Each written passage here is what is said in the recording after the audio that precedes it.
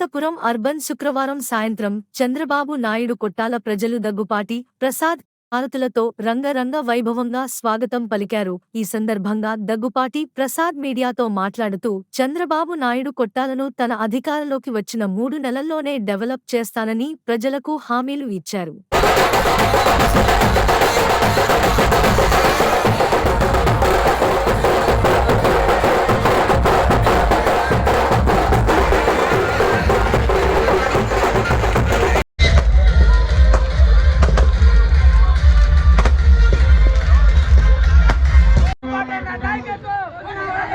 కార్యకర్తలకు సోదరులకు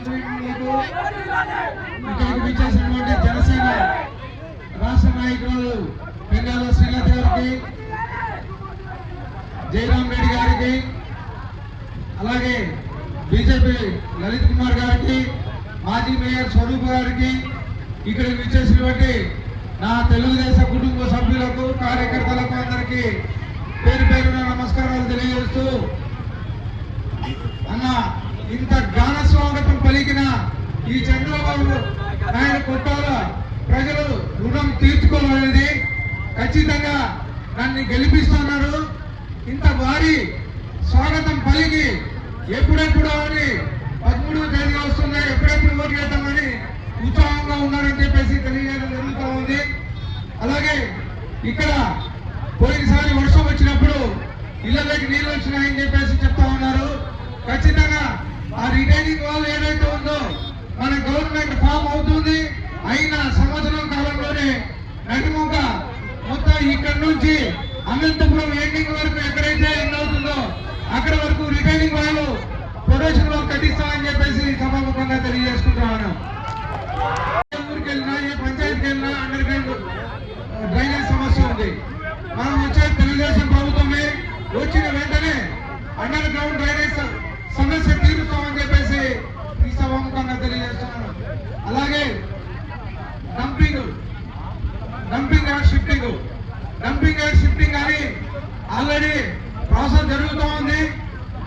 అది దాని పరిష్కారం వైపు వెళ్తున్నామని చెప్పేసి ఈ సభాముఖంగా తెలియజేస్తున్నాను.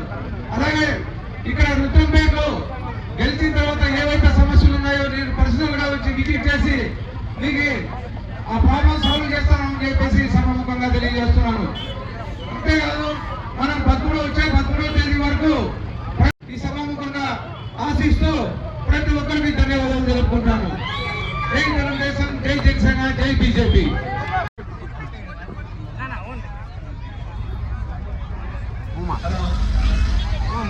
దగ్గుబాటి ప్రసాద్ అన్నకి, దగ్గుబాటి ప్రసాద్ అన్నకి, దగ్గుబాటి ప్రసాద్ అన్నకి, దగ్గుబాటి ప్రసాద్ అన్నకి.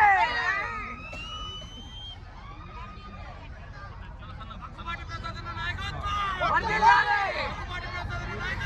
వర్ధిల్లాలి, వర్ధిల్లాలి, వర్ధిల్లాలి, వర్ధిల్లాలి. తెలుగుదేశం ఉమ్మడి అభ్యర్థి ప్రచారంలో భాగంగా రుద్రంపేట పంచాయతీకి రావడం జరిగింది. ఇంత ఘన స్వాగతం పలికిన చంద్రబాబు నగర్ ప్రజలకు, కార్యకర్తలకు, నాయకులకు అందరికీ పేరు పేరున ధన్యవాదాలు తెలుపుకుంటూ, ముఖ్యంగా సైకో పాలన ఎప్పుడెప్పుడు పోతుందా అని ఎదురు చూస్తున్నారు